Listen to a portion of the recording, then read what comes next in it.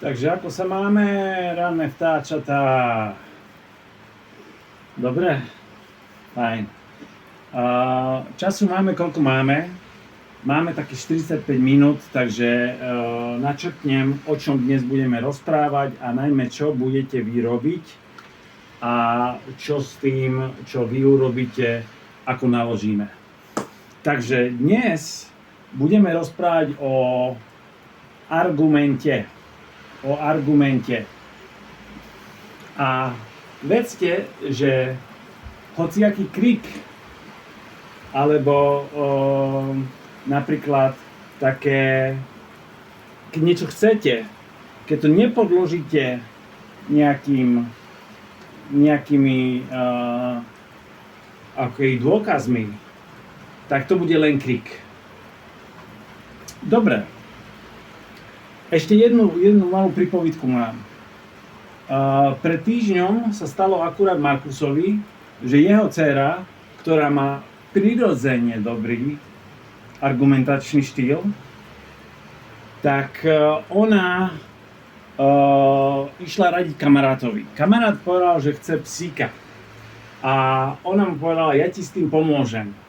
Povedz rodičom, že tí ľudia, ktorí majú psíka, žijú o 7 rokov dlhšie a plus, že sú oveľa šťastnejší.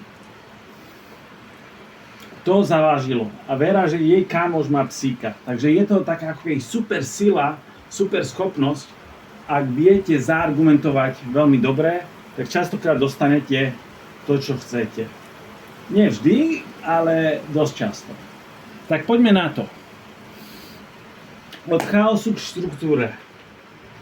Argument je taký jak stavba. Môžeme napríklad len hádzať niektoré dôkazy na stenu, ale pokiaľ neplnia nejakú štruktúru, tak to bude len kopa tých brikiet alebo tehál. Naopak, rozoberieme si to na drobné. Keby sme stavali dom, tak strecha by bolo ako tvrdenie. To znamená nejaký statement, alebo niečo, čo chceme predať. Potom sú tam dôkazy, ktoré, aby sme niekoho presvedčili, tak máme nejaké dôkazy. Čísla, fakty, logické štruktúry. A základy sú zdôvodnenie. To je, že ako je previazané všetky tie časti tvrdenia a dôkazov, prečo je to previazané.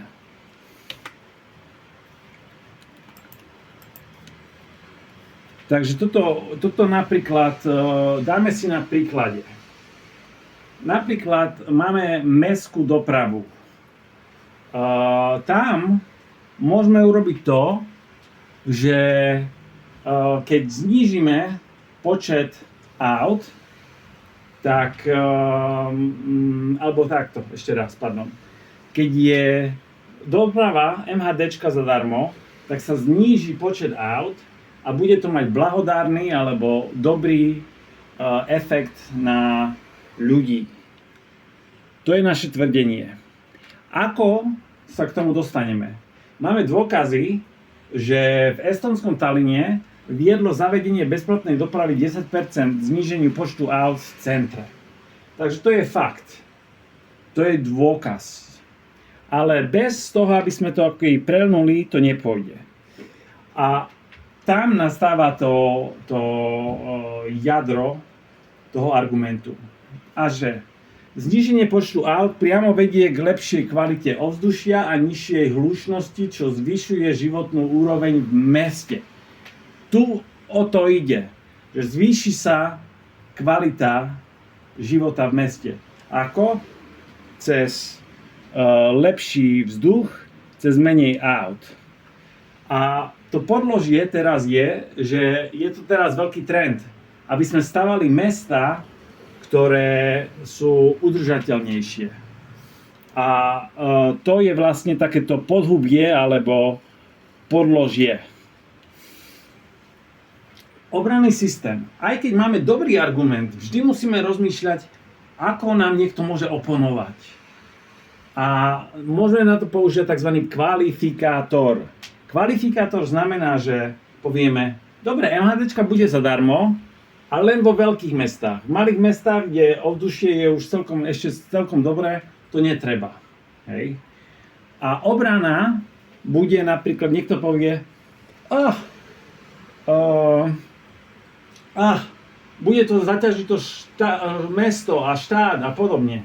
Ale vy poviete, menej smogu, bude menej respiračných chorôb, sa oživí zdravotníctvo, alebo nebude sa tak zaťažovať zdravotníctvo a na opravu ciest nebude toľko aut. Takže to bolo v skratke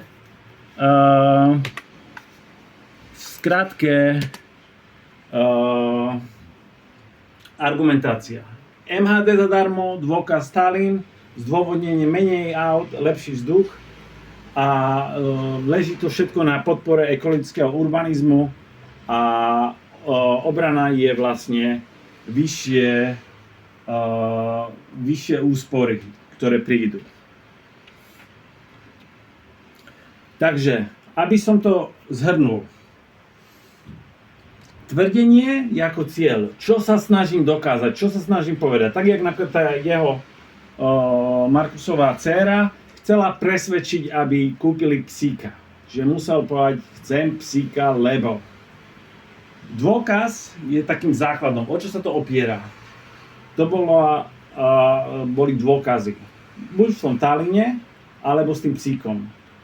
Zdôvodnenie, prečo tento dôkaz potvrdzuje moje tvorenie, v tom prípade z MHDčko zadarmo, to bolo o tom, že je to trend, plus prinesie to skôr viac osohu ako toho zlého. A vyvrátenie je, čo by mohli namietnúť, tak tam sme pracovali s tým kvalifikátorom. Fajn. Takže to je taká praktická teória.